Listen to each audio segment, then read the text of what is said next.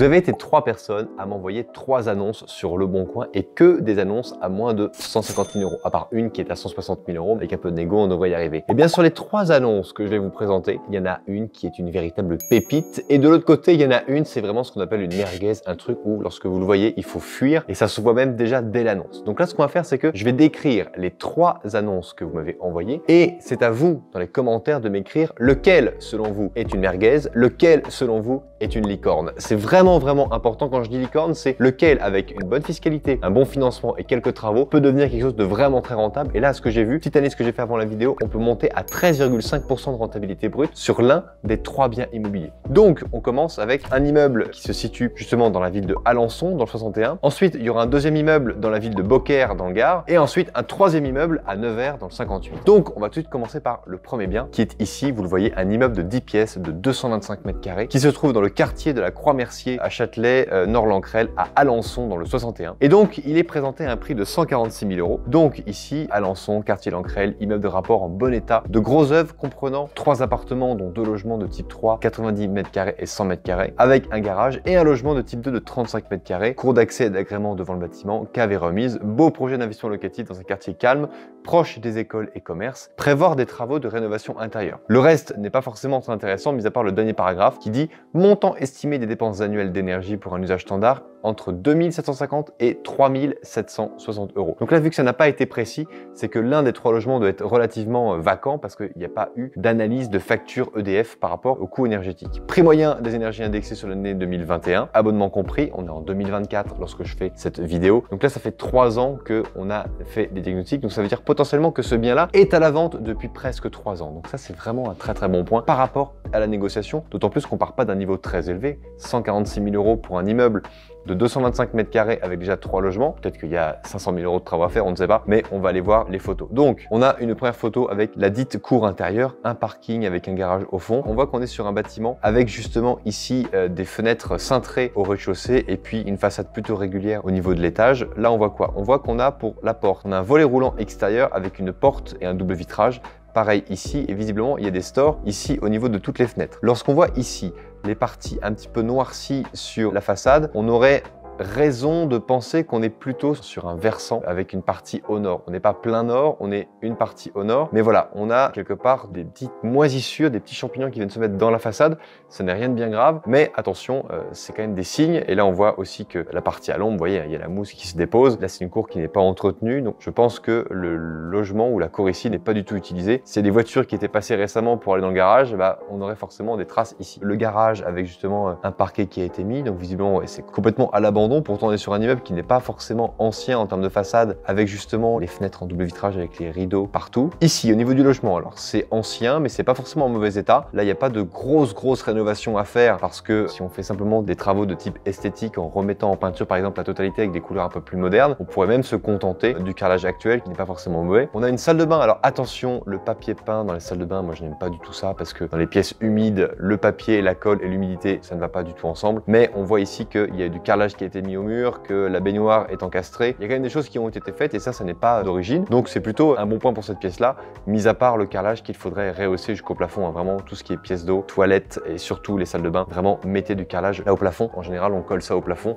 pas pour isoler, on fait ça pour isoler du bruit qu'il peut y avoir au niveau des voisins du dessus. Ce qui veut dire que lorsqu'on a ça, on est soit sous les combles, soit on est avec un voisin qui est bruyant au-dessus. Et ici, le type de gond qui est là nous dit qu'on a une fenêtre avec un oscillobattant et un chauffage central avec ce type de chauffage-là parce qu'on a les circuits qui circulent. Donc ça veut dire que là, il y a une chaudière pour tout le logement, voire pour tout le bâtiment. Là, pareil, le même réseau de chauffage avec la chambre. On a de la moquette au sol et du papier peint au mur. Donc le papier peint, j'ai rien contre. La moquette au sol, il faut savoir que si vous avez des locataires qui viennent avec les allergies qu'il y a de plus en plus fréquemment aux acariens, etc., la moquette, ça peut devenir rédhibitoire. Vous n'aurez pas de problème avec du carrelage. Donc là, si j'achetais le bien, je chiffrerais de manière immédiate le remplacement de la moquette parce que c'est agréable au sol, etc. Mais si vous avez un locataire qui est allergique aux acariens, ça peut le rebuter et il ne pourrait ne pas prendre le logement. Là, on a une cuisine qui est à refaire en totalité. Pas beaucoup de choses à dire dessus. Là, il y a une poutre qui passe, il y a du papier peint, il y a du tout petit carrelage. Donc là, on est vraiment sur une cuisine des années 60-70 qui est dans son jus. Il y a les arrivées d'eau, il y a absolument tout. Là, il faut pas trop réfléchir. Il faut absolument remplacer toute la cuisine. En revanche, ce qui est agréable, c'est qu'on a tout un mur en pavé de verre qui communique sur l'extérieur, ce qui fait qu'on a un endroit qui est lumineux. Sauf que, attention, le pavé de verre, ça n'est pas du tout isolant. D'accord? Donc là, il va peut-être falloir prévoir de mettre, pourquoi pas, une fenêtre intérieure pour venir isoler un petit peu mieux parce qu'on a vu qu'au niveau du DPE, c'est quand même pas terrible. Ici, des fenêtres cintrées, la façade sur la rue, là, des plantes qui s'arrachent en 2 secondes, le temps qu'elles grandissent bien. Donc ça veut dire que ça fait quand même un petit moment que les lieux ne sont pas habités. Ici, c'est une fissure à vérifier, mais ça n'a pas l'air forcément embêtant. En tout cas, on n'a pas de soupirail, on n'a pas de grille en bas de porte, ça veut dire que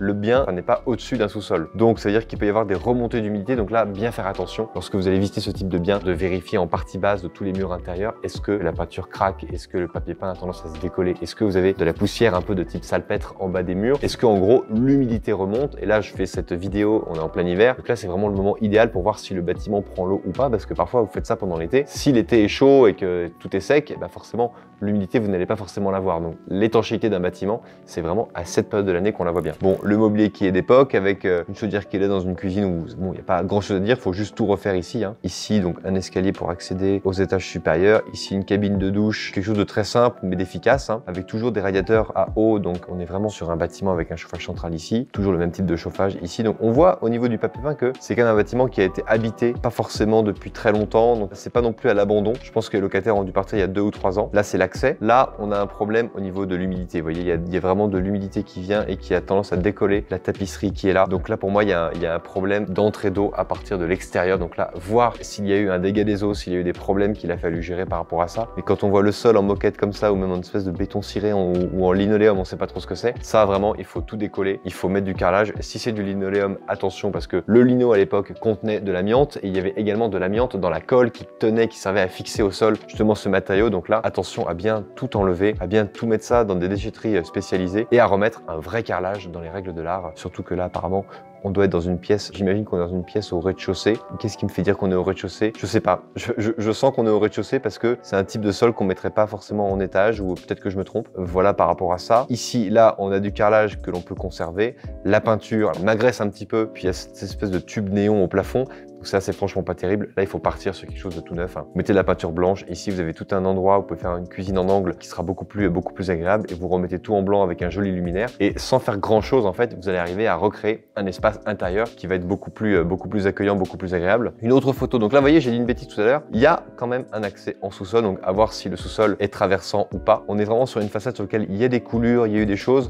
Donc peut-être qu'à l'époque, la gouttière ici n'était pas en très bon état et donc la pluie tombait un peu plus dessus et donc il y avait une partie du toit qui se déversait sur la toiture. Peut-être que ce problème-là n'est plus en cours. Voilà, ce sont des points qu'il va falloir éclaircir avec une visite sur le terrain. Et là, on est revenu, on a fait le tour des photos. Ok, donc ça, c'était la première annonce, d'accord? C'est peut-être la licorne, c'est peut-être celle qui est neutre, c'est peut-être justement la merguez. C'est vous qui allez me le dire justement dans les commentaires. Je me permets de vous rappeler ici que vous avez un document que vous pouvez télécharger en cliquant sur la fiche qui vient de s'allumer là juste au-dessus, qui s'appelle la checklist des investisseurs intelligents. C'est la checklist qui vous permet de tout vérifier lorsque vous faites une visite de biens immobiliers, de bien vérifier l'état des cuisines, les canalisations. Est-ce que tous les appartements ont leur propre compteur d'eau, de gaz, d'électricité, d'eau, etc. C'est vraiment important ici de voir si l'appartement et l'immeuble est déjà bien découpé. Regardez s'il y a de l'humidité en ouvrant les tiroirs des salles de bain. Bref, il y a absolument tout qui est listé dans ce document. Donc vraiment, prenez-le, c'est cadeau, c'est pour vous, c'est gratuit. Faites-le parce que c'est vraiment un document qui va beaucoup vous aider. Ensuite, deuxième annonce, on part sur un bien immobilier qui est à Beaucaire. Donc là, on est dans le Gard, on est dans un climat qui est beaucoup plus sec, d'accord? Même si dans le Gard, pour avoir vécu à Nîmes, il y a ce qu'on appelle des vidourlades avec des débordements du vidourle, pas mal d'intempéries qui arrivent en général à la fin de l'été sur septembre-octobre. Mais sinon, ça reste quand même des villes avec un climat qui est assez sec, assez chaud. Donc en général, vous n'avez pas trop de problèmes d'humidité, sauf si bien sûr vous êtes dans une zone qui est inondable. Ça, une fois de plus, sécurisez-vous avec votre notaire par rapport à ça. Qu'est-ce qu'on a au niveau de la description? Donc déjà, immeuble de rapport investisseur. Orpi vous invite à découvrir cet immeuble de rapport en exclusivité dans le centre historique de Beaucaire, entièrement loué. Il se compose donc d'un garage au rez-de-chaussée d'environ 40 mètres carrés, d'un appartement T2 de 52 mètres carrés premier étage, d'un appartement T3 de 72 mètres carrés comprenant une mezzanine au deuxième étage et un toit terrasse au troisième. Rapport locatif de 980 € par mois, soit un revenu annuel de 11 760 €. Il y a quelques travaux qui sont à prévoir. Donc là, il y a pas mal d'autres éléments. DPE, on est en D avec GES en B.